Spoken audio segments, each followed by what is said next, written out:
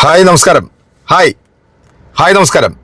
Nobody നമ്മുടെ പൃഥ്വിരാജും പാർവതി തെരുവോത്തും ഒരു വലിയൊരു ഇടവേളയ്ക്ക് ശേഷമാണ് ഇവർ രണ്ടുപേരും ഒന്നിക്കുന്ന ഒരു സിനിമ തിയേറ്ററിലെത്തുന്നത്. സിനിമ സംവിധാനം ചെയ്തിരിക്കുന്നത് നമ്മുടെ നിസാം ബഷീറാണ്. അതുപോലെ തന്നെ സമീർ അബ്ദുലാണ് ഇതിൻ്റെ writer. Music and BGM background score Jakes Bejoy. ഇനീഷ് പുഷ്കരനാണ് സിനിമോട്ടോഗ്രാഫി ചെയ്തിരിക്കുന്നത്. ഇതിൻ്റെ പ്രൊഡ്യൂസർ നമ്മുടെ സുപ്രിയ മേനോനാണ്. ഒരു ക്രൈം ത്രില്ലർ ആക്ഷൻ സിനിമയായിട്ടാണ് ഇത് തിയേറ്ററിലേക്ക് എത്തിയിരിക്കുന്നത്. ആദ്യം തന്നെ പറയാം, 2 മണിക്കൂറും 45 മിനിറ്റുമാണ് സിനിമ ഉള്ളത്.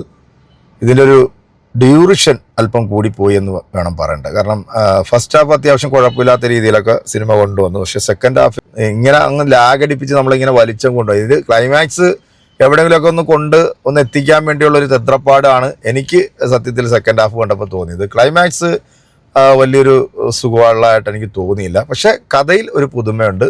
അത് എക്സിക്യൂട്ട് ചെയ്ത രീതിയും അത്യാവശ്യം നല്ല രീതിയിൽ ചെയ്തിട്ടുണ്ട്. മേക്കിംഗ് ഒക്കെ അത്യാവശ്യം നല്ല രീതിയിൽ തന്നെ ചെയ്തിട്ടുണ്ട്. പിന്നെ ഫൈറ്റ് 2-3 ഫൈറ്റ് ഉണ്ട്.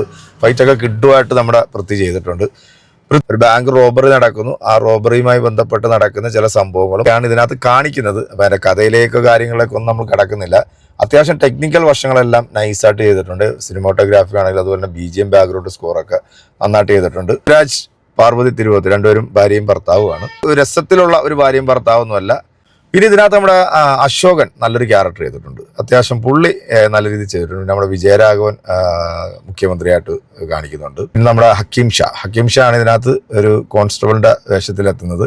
പിന്നെ നമ്മുടെ ഖാലിദ് റഹ്മാൻ, ഒരു റോബറി നടക്കുന്ന ആ ഒരു സംഭവത്തിൽ ഖാലിദ് റഹ്മാനും അവർ 2-3 പേരും കൂടെയാണ് ഇത് ചെയ്യുന്നത്. ആ സാധനങ്ങളൊക്കെ നല്ല രീതിയിൽ തന്നെ ചെയ്തിട്ടുണ്ട്.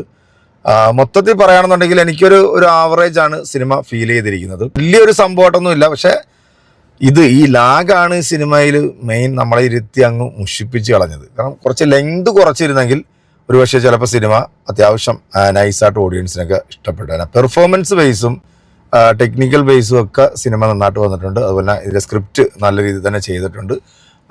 മേക്കിങ്ങും നല്ല രീതിയിൽ തന്നെ വന്നിട്ടുണ്ട്.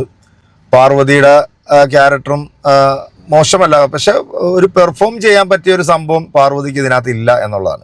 ഇപ്പോൾ പാർവതി അല്ല വേറെ ഏത് നടിയാണെങ്കിലും ഇതിന് ഓക്കെയാണ്. കാരണം അത്രയും വലിയൊരു സാധനം കൊടുത്തിട്ടില്ല. പൃഥ്വിരാജ് ഒരു ഗവൺമെൻറ് സ്റ്റാഫാണ്.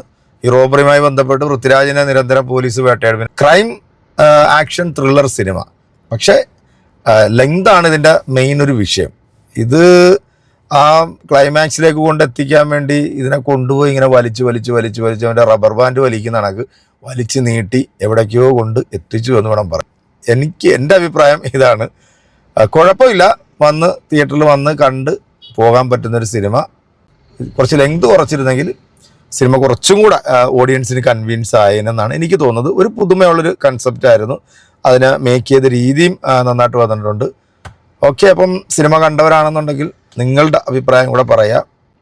നോബഡി എങ്ങനെയുണ്ട് ഇല്ല എന്നുള്ളത് എൻ്റെ അഭിപ്രായം ഇതാണ്. എൻ്റെ പേഴ്സണൽ അഭിപ്രായമാണ്. നിങ്ങൾ സിനിമ തിയേറ്ററിൽ തന്നെ പോയി കാണുക. തിയേറ്റർ എക്സ്പീരിയൻസ് അല്ലെങ്കിൽ വലിയൊരു വാറ്റ് അങ്ങനെയുള്ള സാധനമൊന്നും ഇല്ല. സ്ലോ പേസിലാണ് ഇതിൻ്റെ കഥ പറഞ്ഞു പോകുന്നത്. എൻ്റെ ഹാഫിൽ അന്യായ സ്ലോ ആക്കി കളഞ്ഞെന്നുള്ളതാണ് എനിക്ക് സിനിമ കണ്ടപ്പോഴത്തേക്ക് ഫീൽ ചെയ്തത്. ഡയറക്ഷനും അത്യാവശ്യം മോശമല്ലാത്ത രീതിയിൽ ചെയ്തിട്ടുണ്ട്. അപ്പം നിങ്ങളുടെ അഭിപ്രായം അറിയിക്കുക. അടുത്തൊരു സിനിമ വിശേഷമായിട്ട് വീണ്ടും കാണാം.